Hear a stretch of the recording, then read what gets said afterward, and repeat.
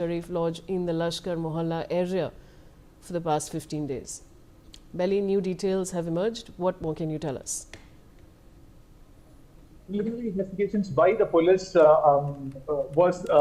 revealed that the balloon vendor identified as Saleem was a resident of Kolkata, but later on, digging deep into his details, the police have now learned that Saleem is a native of Uttar Pradesh, and he had come along with his brothers to Mysuru to take out a living, and he was staying at a lodge in Lashkar Mohalla in Mysuru, wherein from where he would go along for his daily wage job.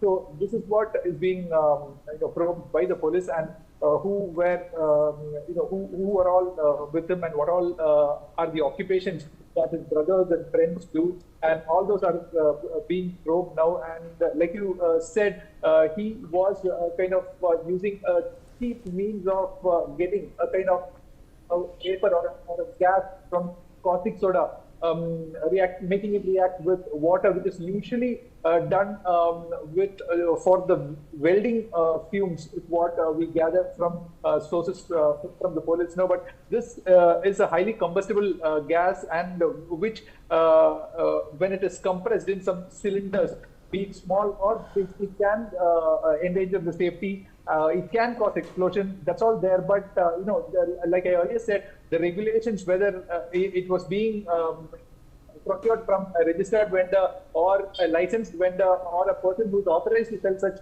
thing or refilling such things, whether Saleem had procured this helium cylinder from them, or he was custom making it at his place or at his friend's place, all those angles are being probed by the police as of now. Vaishali.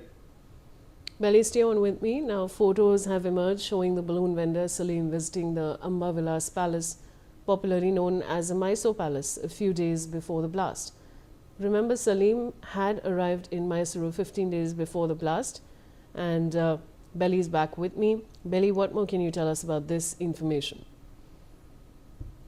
The police are leaving no stone unturned, coming to probing this matter into its more in a detailed fashion.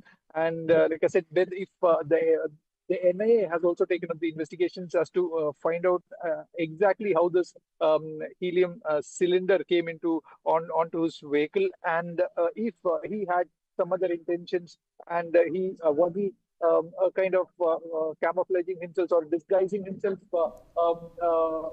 as a balloon vendor who would have other intentions as well. All these things are being probed, and the police are also not ruling out that whether all of a sudden how can that helium cylinder blast there.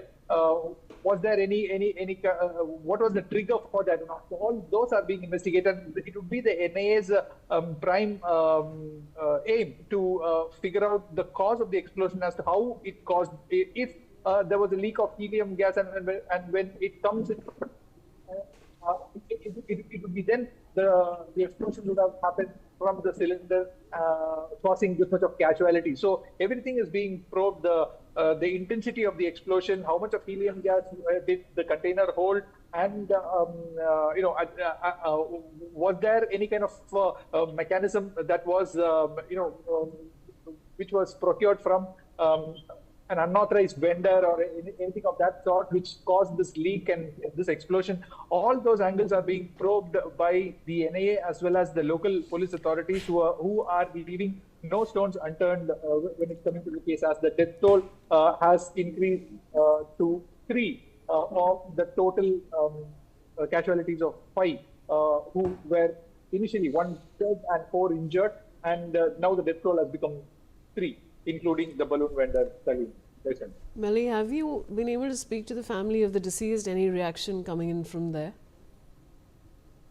They are at present, admitted to the KR hospital. Lakshmi succumbed to injuries, but the relatives were hopeful that she would, come back to her life. But the doctors had given away hopes, and informed Lakshmi's relatives that she won't continue to, the treatment wouldn't wouldn't save her, even if because the injuries that she has sustained to her abdomen was so much intense and critical that the doctors had put her in intensive care unit and were trying to um, make her come out of danger. But the injuries are were so critical that she stopped responding to injuries on Saturday, and she succumbed to the injuries. The family of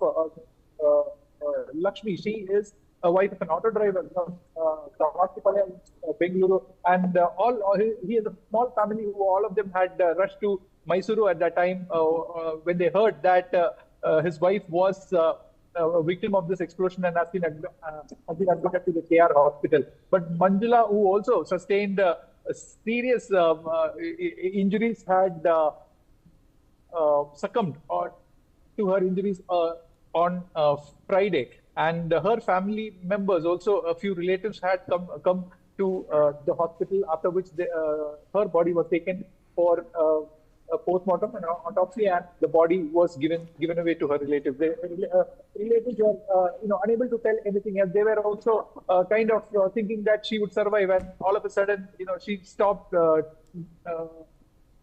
Treatment, she stopped responding to treatment and succumbed to the injury. So the family initially thought that they would survive, but the doctors had informed them that anything could happen, and they have to be courageous enough to face any situations like that. So that was the communication from the doctors, which made sure that the family members knew that their kin won't survive for so long. So this was the scenes at the hospital for both these victims.